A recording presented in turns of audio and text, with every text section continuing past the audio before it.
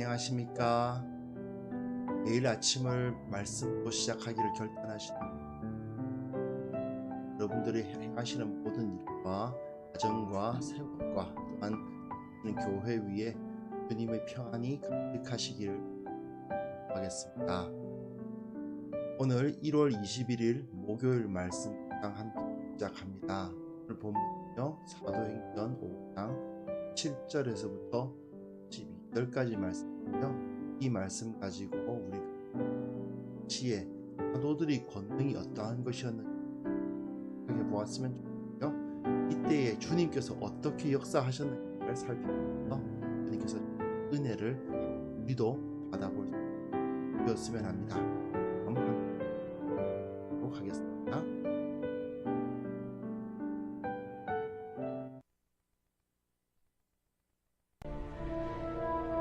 대제사장과 그와 함께 있는 사람, 즉 사두개인의 당파가 다 마음에 시기가 가득하여 일어나서 사도들을 잡아다가 옥에 가두었더니 주의 사자가 밤에 옥문을 열고 끌어내어 이르되, 가서 성전에 서서 이 생명의 말씀을 다 백성에게 말하라. 그들이 듣고 새벽에 성전에 들어가서 가르치더니 대제사장과 그와 함께 있는 사람들이 와서 공회와 이스라엘 족속의 원로들을 다 모으고 사람을 옥에 보내어 사도들을 잡아오라니, 부하들이 가서 옥에서 사도들을 보지 못하고 돌아와 우리가 보니 옥은 든든하게 잠기고 지키는 사람들이 문에 서 있으되 문을 열고 본즉 그 안에는 한 사람도 없더이다. 성전 맡은 자와 제사장들이 이 말을 듣고 의혹하여 이 일이 어찌 될까 하더니 사람이 와서 알리되, 보소서, 옥에 가두었던 사람들이 성전에 서서 백성을 가르치더이다. 성전 맡은 자가 부하들과 같이 가서 그들을 잡아왔으나 강제로 못함은 백성들이 돌로 칠까 두려워함이더라. 그들을 끌어다가 공회 앞에 세우니 대제사장이 물어, 우리가 이 이름으로 사람을 가르치지 말라고 엄금하였으되 너희가 너희 가르침을 예루살렘에 가득하게 하니 이 사람의 피를 우리에게로 돌리고자 함이로다. 베드로와 사도들이 대답하여, 사람보다 하나님께 순종하는 것이 마땅하니라. 너희가 나무에 달아 죽인 예수를 우리 조상의 하나님이 살리시고 이스라엘에게 회개함과 죄사함을 주시려고 그를 오른손으로 높이사 임금과 구주로 삼으셨느니라. 우리는 이 일의 증인이요, 하나님이 자기에게 순종하는 사람들에게 주신 성령도 그러하니라.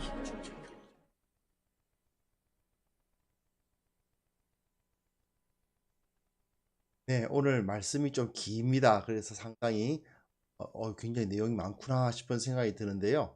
전반적으로 위치는 한번 확인을 하고 시작해야 될 것 같습니다. 위치는 지금 예루살렘 교회가 시작하고 이제 발전하는 모습을 보여주고 있죠. 그래서 승리하는 모습입니다, 사실은요. 그런데 좀 전에 있었던 그 구조와 비슷해요. 앞에서 성전에서, 성전 미문에서 구걸하던 그 앉아서 일어나지 못하는 사람들을 일으킨 그 사건에 의해서 예수 그리스도의 권능이 나타나지 않았습니까? 베드로와 요한을 통해서 나타나는 그 권능에 의해서 성전과의 갈등이 벌어지죠. 물론 그 성전과의 갈등에서 첫 번째로 이겨냅니다. 하지만 그 갈등이 상당히 위협적이긴 했어요.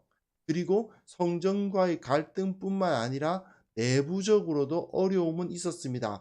그 공동체가 모든 것을 유무상통하는 아주 이상적인 공동체로 성장해 가고 있었지만, 그 때문에 아나니아와 삽비라 같은 배신자들이라고 할 수 있겠죠. 그런 사람들이 나타나기도 하는, 바깥에서의 공격과 안에서의 갈등이 함께 있었지만 그럼에도 불구하고 그 모든 어려움들을 극복해 가면서 여러 가지 도전에 대해서 응전해 가면서 이 교회가 발전되었던 모습을 볼 수 있었습니다. 똑같은 구조가 한 번 더 나와요. 똑같이 다시 한번 성전으로부터 공격이 들어옵니다. 어떤 공격이 들어오느냐? 마찬가지로 사도들에게 있어서 능력이 나타나니까 어제 본문에서 보지 않았습니까? 사도들이 막 능력을 나타내고 있습니다. 그런 상황에서 성전은 결국은 공격을 해 들어오는 것이죠. 오늘 본문은 그래서 외부 세력, 즉 성전 세력과의 갈등 내용을 보고 있는데, 오늘은 32절까지인데 42절까지, 아마 내일까지 이 부분을 다루게 될 것 같습니다. 성전 세력이 다시 한번 종교 기득권자들이죠. 그들의 공격이 들어오는 이야기인데, 그 공격에 대해서 어떻게 방어해 왔는가를 통해서 우리는 상당히 큰 교훈을 얻을 수가 있습니다. 오늘 본문 보시면요.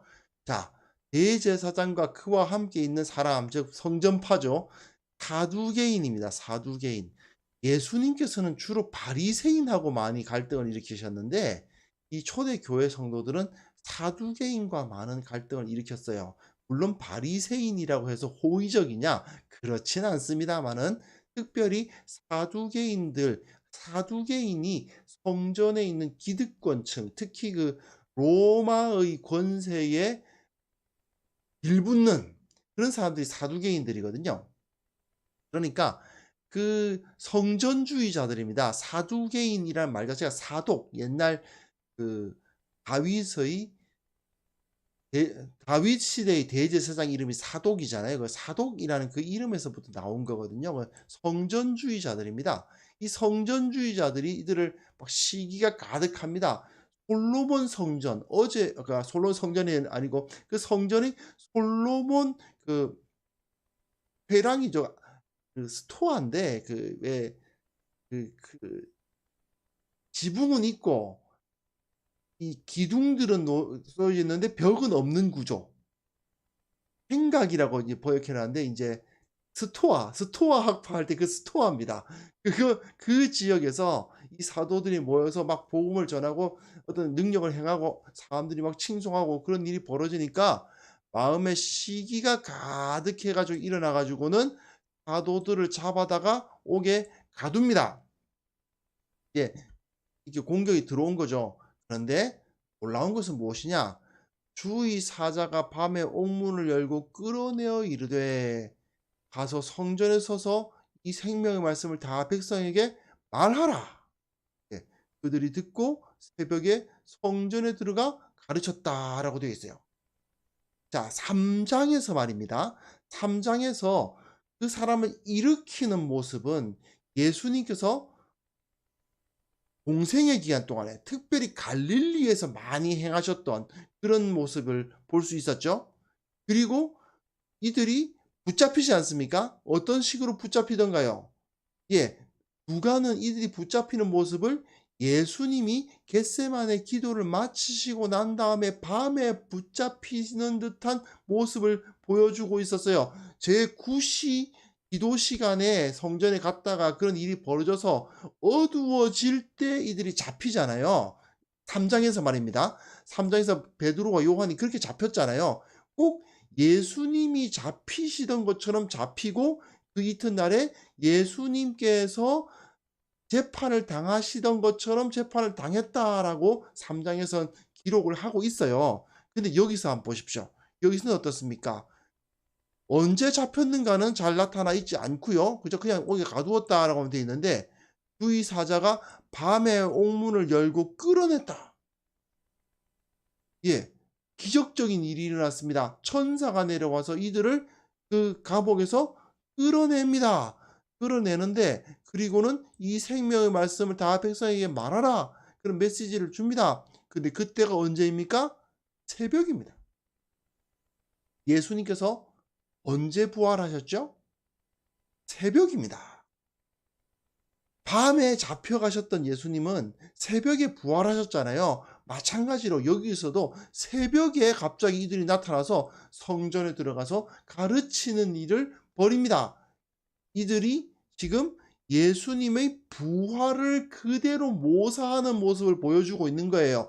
이들은 지금 그 이전에 베드로와 요한은 예수님처럼 잡혀서 예수님처럼 재판을 받더니, 이제 이들은 예수님처럼 잡혀서 예수님처럼 부활하는 모습으로 지금 나타나고 있는 것입니다. 이들이 지금 예수님의 부활의 권능을 힘입었다는 사실을, 이 모습을 통해서 누가는 굉장히 의도적으로 그것이 새벽에 일어난 일이었다, 옥에 갇힌 건 무엇이겠습니까? 죽어서 예수님께서 돌아가시고 그 무덤에 갇히시는 것과 비슷하죠.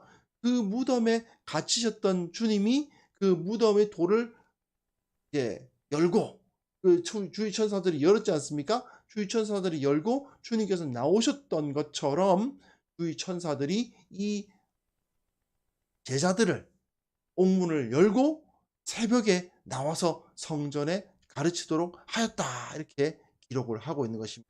즉 제자들은 예수님처럼 활동하고 예수님처럼 권능을 행하고 예수님처럼 잡히고 또한 예수님처럼 부활하는 거죠. 그런 모습을 그대로 리바이벌 나타내주고 있습니다. 자, 그러니까 어떤 일이 벌어집니까? 그 다음날 아침에 대제사장과 그와 함께 있는 사람들이 와서 공회를 또 모아요. 예수님 베드로와 요한에게 재판했던 것처럼 또 예수님께 재판했던 것처럼 다 공회와 이스라엘 족속의 원로들 다 모아요. 재판을 벌이겠다는 거죠. 옥에 보내서 사도들을 잡아오라 했는데 사람이 없습니다. 옥에서 사도들을 보지 못하고 돌아와서 우리가 보니 옥은 든든하게 잡혔는데 지키는 사람들도 문에 서 있는데 마치 사라지듯이 안에 있던 사도들이 사라지듯이 문을 열고 보았는데 아무도 없더라. 예수님께서 마치 사라지듯이 부활하셨잖아요. 그 안에 있는 세마포 옷도 그대로 입고 한데 예수님만 싹 사라지셨습니다. 그런 모습과 똑같은 모습으로 이 제자들이 하나님의 권능에 의해서 성전에 나와 복음을 전하는 그런 역사를 일으키고 있었던 것을 볼 수가 있죠. 즉 부활의 권능이 이 당시에 이미 임했던 것입니다. 그러니까 어떤 일이 벌어집니까? 성전 맡은 자와 제사장들이 이 말을 듣고 의혹하여 놀랐다는 말입니다. 놀라서 이 일이 어찌 될까 하는데 이 일이 어찌 될까 하더니라는 이렇게 번역하는 것보다는 사실은 뭘 해야 될지 모르는 상황이라는 뜻입니다. 뭘 해야 이걸 어떻게 해야 되나 그러고 있었다 하는 말입니다. 의혹하여란 말은 사실은 당황했다라는 말로 번역하는 것이 낫고요. 이 일이 어찌 될까 하는 것은 어찌할 바를 몰랐다라고 번역하는 것이 맞습니다. 당황하여 어찌할 바를 몰랐다 하는 표현이 우리 오히려 번역으로서는 좋은 것 같습니다. 그러니까 어떤 사람이 또 왔어요. 오소서 옥에 가두었던 사람들이 성전에 서서 백성들을 가르치더이다. 지금 멀리 안 갔습니다. 성전에 있습니다. 성전에 가서 지금 백성들을 막 가르치고 있습니다. 그러니까 잡아와라 하긴 했는데 그걸 강제로 할 수가 없습니다. 강제로 한다는 건 뭘까요? 옛날에는 누구 체포할 때 그냥 신사적으로 무슨 당신은 어떤 권리가 있고 어떤 권리가 있고 이렇게 읽어주고 그런 거 아니잖아요. 막 잡아가지고 막 때리고 그냥 결박을 해가지고 질질 끌고 가고 인간 어떤 인권 같은 거는 안 따지는 게 이 당시 모습 아니었겠습니까? 그런데 이들을 잡아오는데 폭력적으로 잡아올 수가 없는 거예요. 왜냐? 옆에 지금 백성들이 보고 있거든. 그러니까 이 사람에게 막 폭력을 써가면서 질질 끌고 갔다가는 백성들이 돌로 칠 것 같다. 백성들이 뭐라고 왜 제대로 하고 있는 사람을 그렇게 하느냐 하고 난리를 부릴 것 같다. 폭동이 일어날 것 같다는 생각이 드는 거죠. 그러니까 함부로 할 수가 없는 겁니다. 사실은 이 당시에 대제사장과 이 서기관들, 이 사람들이 백성들의 신임을 못 얻고 있어요. 왜냐하면 백성들이 다 알거든요. 로마 정권에다가 돈 바치고 대제사장 된 녀석들이라는 것을 다 압니다. 그러다 보니 설득력을 못 갖죠. 이런 악한 자들이 감히 이렇게 옳은 말을 하는 사람을 막 때려서 끌고 가느냐 이렇게 따질 수 있으니까, 그러다 진짜 폭동이 일어날 수도 있으니까 그냥 좀 이리 좀 와 보시죠 이렇게 이렇게 데려간 겁니다. 그렇게 해서 거의 모셔가다시피 대제사장 앞에 세워지는 모습을 볼 수가 있어요.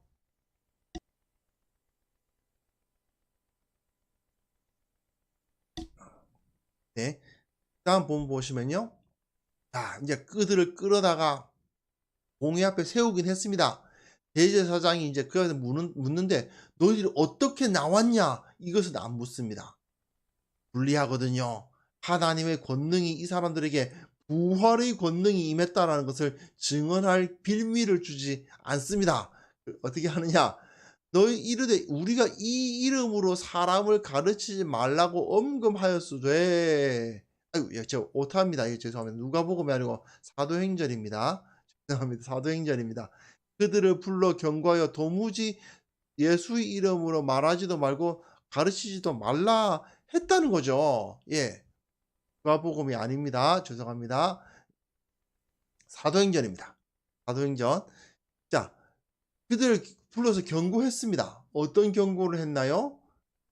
베드로와 요한을 잡아가지고 막 전하니까 예수의 이름으로 말하지도 말고 가르치지도 말라고 이렇게 했단 말이죠. 근데 우리가 분명히 그렇게 이름을 가르치지 말라고 엄금하였으되 너희가 너희 가르침을 예루살렘에 가득하게 하니. 예, 우리 말 안 듣는다 이거죠. 내가 대제사장인데 대제사장이 시킨 건데 대제사장이 하지 말라고 그랬는데 너희가 그것을 한다. 그러면서 너희들이 이 사람의 피를 우리에게로 돌리고자 함이로다. 첫 번째는 뭐라고요? 말 안 듣는다. 대제사장. 쓰는 건 포기하겠습니다. 첫 번째는 대제사장의 말을 안 듣는다. 두 번째는 예수님의 죽은 것, 예수님의 피를, 예수님의 그 죽인 죄책을 우리에게 돌리려고 하는 거다라는 두 가지를 이야기를 했어요. 그랬을 때 베드로와 사도들이, 아마 베드로가 얘기했겠죠. 대표로 대답하여 이르되, 첫 번째 질문, 내 말 안 들었다는 것에 대한 대답은 이겁니다. 사람보다 하나님께 순종하는 것이 마땅하다. 네, 너는 사람이지 않느냐. 하나님께서 우리들에게 말하라고 하셨으니까 우리는 말한다. 그렇게 이야기를 하는 거죠. 대제사장의 말은 하나님의 말일 수가 없다라는 것입니다. 그리고 두 번째죠. 두 번째, 너희가 나무에 달아 죽인 예수를, 이게 두 번째입니다. 너희가 죽인 거 맞잖냐 이겁니다. 첫 번째로는 너희가 하나님이냐, 우리는 하나님의 말씀을 듣는다라는 거고, 두 번째는 너희가 나무에 달아서 예수를 죽였다라고 이야기를 하죠. 그런 말을 하면서 완벽하게 대제사장의 말에 대해서 정확하게 받아치고 있습니다. 전혀 그 대제사장이라는 권위를 두려워하지도 않고 그 앞에서 주눅들지도 않고, 뭐 자기들 잡아 가두고 하는 일이 있어도 하나님의 사자가 내려와서 옥문을 열고 나와라 이런 일이 벌어졌는데, 그런 것을 경험한 사도들이 뭐가 두렵겠습니까? 아주 담대하게 우리 조상의 하나님을 언급하면서, 우리 조상의 하나님, 예, 구약의 하나님이죠. 하나님께서 그를 다시, 예수님을 다시 살리셨고 이스라엘의 회개함과 죄 사함을 주시려고 그를 오른손으로 높이셨고 임금과 구주를 삼으셨다. 이런 말을 선포하고 있죠. 너희들이 예수님을 죽였다. 그러나 하나님은 그분을 뭐라고 삼았다고요? 임금과 구주로. 임금이라는 것은 통치자로 삼으셨다는 말이고, 구주라는 것은 우리를 구원자로 삼으셨다는 것입니다. 모든 것을 다스리시는 분, 그리고 죄로부터 구원하시는 분이 하나님의 오른손으로, 예, 권능으로, 하나님의 권능으로 높이셔서 그분을 구주로 삼으셨으니 너희들은 이제 뭐가 됐다? 임금과 구주를 죽인 자들이 됐다. 이스라엘의 임금, 이스라엘의 구원자를 죽인 자들이 되었다. 너희들은 그 구원자의 원수가 되었다라고 선포하고 있는 거죠. 그런데요, 여기서 우리가 한 가지는 꼭 기억해야 됩니다. 이 사람들을 지금 대적하고 있는 건 맞아요. 너희들 말보다 하나님 말 먼저 들어야 된다고 말하는 거 맞고, 너희들이 예수님 죽인 거 맞잖아 라고 말하는 것도 맞습니다. 그런데 이 사도들이 이들을 무조건 저주하고 있느냐? 그게 아닙니다. 잘못은 잘못으로 정확하게 이야기를 해요. 그들이 그들이 틀린 부분은 틀렸다고 이야기를 해요. 그러나 그럼에도 불구하고 뭐라고 이야기하느냐? 하나님이 자기에게 순종하는 사람들에게 주신 성령이라는 표현을 씁니다. 하나님은 자기에게 순종하는 자들에게 성령을 주신다라는 표현을 써요. 너희들이 예수를 죽였다라는 말 하지만, 그러니까 너희들은 심판받을 거야. 너희들은 이제 다 죽었어. 너희들은 이제 영원히 저 지옥불에서 타게 될 거야. 그런 이야기를 하는 게 아니고, 너희들은 죽였는데, 예수님을 죽였는데 우리 조상의 하나님이 너희를 살리셨다. 그리고 그러니까 너희들과 원수가 됐다는 건 맞지만, 그러나 그럼에도 불구하고 이스라엘에게 회개함과 죄 사함을 주신다. 우리의 임금과 구주로 삼으셨다. 하나님이 자기에게 순종한 사람들에게는 성령을 주신다. 이 이야기에 더 많은 방점을 찍고 있죠. 이게 무슨 소리입니까?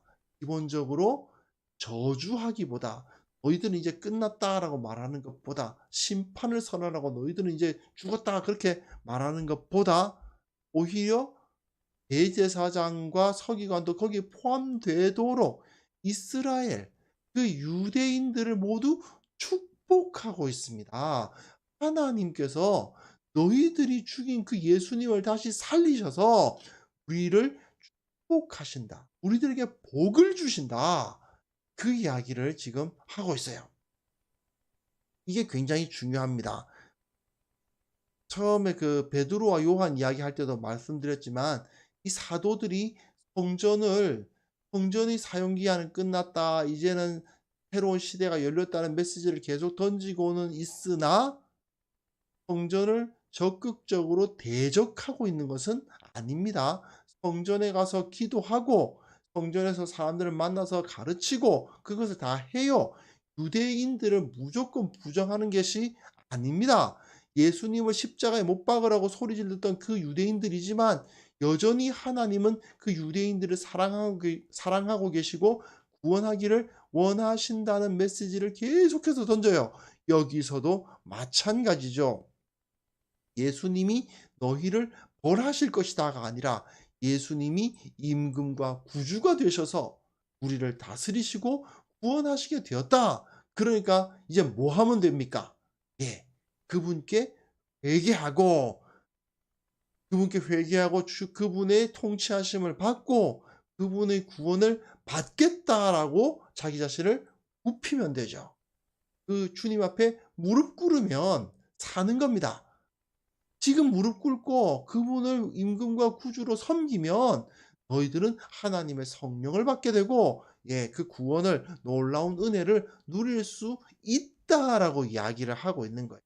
자, 베드로와 나머지 사도들 어떻습니까? 모습이 더 이상 그 겟세마네에서 도망갔던, 기도 안 하고 자다가 도망갔던 그 모습이 아니죠. 완전히 예수님과 같은 권능을 발휘하고 있습니다. 예수님처럼 붙잡히고 예수님처럼 재판받고 예수님처럼 죽진 않았지만, 부활의 권능은, 진짜 그 몸의 부활의 권능은 예수님께서 다시 오실 때 일어나겠지만, 예수님이 마치 형을 당하신 것처럼 갇히지만 예수님께서 부활하신 것처럼 그 옥문을 열고 나와서 영광스럽게 복음의 능력을 발휘하고 있는 것을 볼 수가 있습니다. 자, 우리에게도 이런 은혜가 있을 수 있지 않을까요? 21세기 교회에는 정말 이런 일이 없다고 말할 수 있을까요? 어떤 모습이든지 간에 정말 신비적인 현상이 일어나든지 일어나지 않든지 그건 중요한 게 아니죠.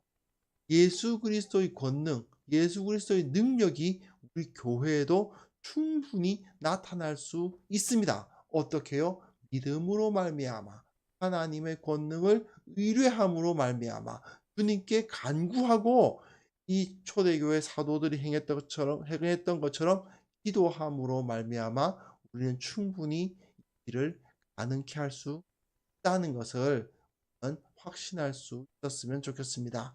다만 또 좀 전에 말씀드렸던 것처럼 우리의 권세가 이 권세가 이 세상을 공격하기 위한 권세는 아니에요. 사실 최근에 교회의 잘못도 없다고 말할 수는 없는데, 여하튼 이 불신자들이 교회를 굉장히 많이 공격하는 현상들이 나타나고 있는 것은 알고 계시죠? 많이들 어려움을 당하고 있습니다. 그리고 교회에 대한 편견이라든지 그 사람들은 이상한 사람들이다 하는 그런 비난의 눈초리, 비난의 손가락질이 많이 있는 것도 사실입니다. 그런데 사실 저들은 모르고 그러고 하고 있겠지만, 그것이 사실은 자신들의 머리 위에 심판의 숯불을 쌓는 짓이거든요. 교회를 욕하고 교회를 비난하는 것은요, 사실 그들이 영원한 심판을 받게 만드는 증거로서 그것들이 결국 쌓이는 겁니다, 그들에게. 우리는 어떻게 해야 되겠습니까? 너희들의 머릿속에 머리 위에 심판의 숯불이 쌓이고 있다 이러면서 막 좋아하면서 너희들은 다 죽었어 이러는 게 아닙니다. 우리에게 맡겨진 사역은 그게 아니에요. 이 사도들 보세요. 예수님을 죽이고 십자가에 못 박힌 자, 못 박은 자, 예, 그죠? 너희들 나무에 달아 죽인 자, 그런 사람들에게 물론 심판을 선언하고 있는 것은 맞는데, 심판을 선언하는 이유가 무엇이냐? 빨리 그분을 영접하고 그분을 임금과 구주로 받아들여서 구원을 얻어라. 하나님의 백성이 되어라라고 권면하는 거잖아요. 사실은 축복하는 거라고요. 하나님의 복을 받아라. 빨리 하나님 앞에 굴복하고 하나님의 복을 받으라고 이야기하는 거 아니겠습니까? 마찬가지입니다. 우리도 그 일을 해야 합니다. 세상이 교회를 어떻게 보든지 간에 교회가 잘못한 부분이 없다는 게 아니지만, 그럼에도 불구하고 하나님의 백성인 교회를 저주하고 교회를 비방하는 자에게는 하나님께서 아브라함에게 주신 약속이 있잖아요. 너를 축복하는 자에게는 내가 축복하고 복을 주고 너를 저주하는 자에게는 내가 저주한다. 그것이 하나님의 백성들의 위치거든요. 그러니까 우리들은 저들을 위해서, 교회를 알지 못하고 하나님을 알지 못하는 자들을 위해서 축복하는 일을 감당해야 됩니다. 우리에게 주어진 이 놀라운 부활의 권세가 우리에게 주어져 있지 않습니까? 그러니까 이제 우리가 세상 가운데 나아가서 어떤 일을 당하든지 간에, 어려운 일을 당하든 힘든 일을 당하든지 간에 그 모든 것을 통해서 예수님의 모습을 드러내려고 노력하고, 무엇보다도 예수님을 알지 못하는 자들을 위해서 예수님의 이름으로 축복하는 그런 모습이 우리에게 나타날 수 있으면 좋겠습니다. 그런 능력을 주님께서 우리에게 주십사 하고 함께 기도하는 시간 되셨습니다. 기도합시다.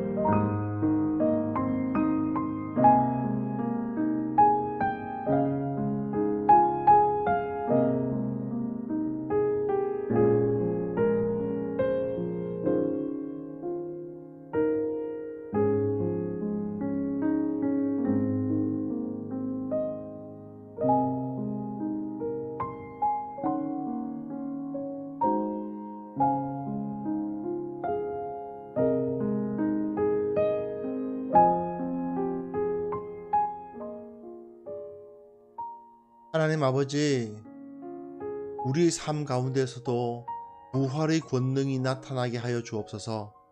이 세상의 권세를 우리가 능히 이길 수 있도록 도와주옵소서. 우리가 두려워하지 않도록 도와주시고, 이 세상 가운데 예수 그리스도의 능력, 예수 그리스도의 역사를 나타내는 자들 다 될 수 있도록 도와주시기를 원하고 바랍니다. 아버지, 무엇보다도 예수님의 권세를 가지고 세상을 축복하는 자들이 되게 하여 주옵소서. 하나님께서 약속하시기를 우리가 저들을 축복할 때에 만약 저들이 그 복을 받을 자격이 없는 자들이라면 우리가 축복한 그 복을 우리가 받게 된다는 사실도 기억하기를 원합니다.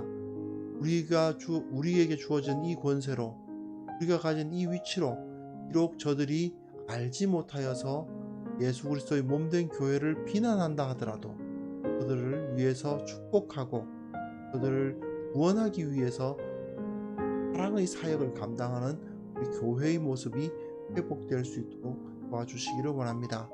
이를 위해선 우리들의 마음속에서 두려움이 제거되어야만 되겠습니다.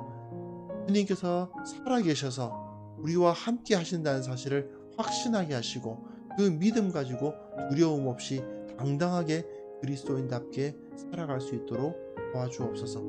이것을 통해서 주님께서 우리에게 복에 복을 더하사 이 교회가 주님의 영광을 온전히 드러내게 하여 주시고 각 성도들이 주님께서 주시는 평안과 안식을 누리면서 매일매일을 살아가는 그런 역사들이 일어나게 하옵소서. 주님께서 우리와 함께 하심을 믿사오니 님 우리에게 이 초대교회의 성령의 능력 지금 부어 주옵소서. 예수 그리스도의 이름으로 기도합니다. 아멘.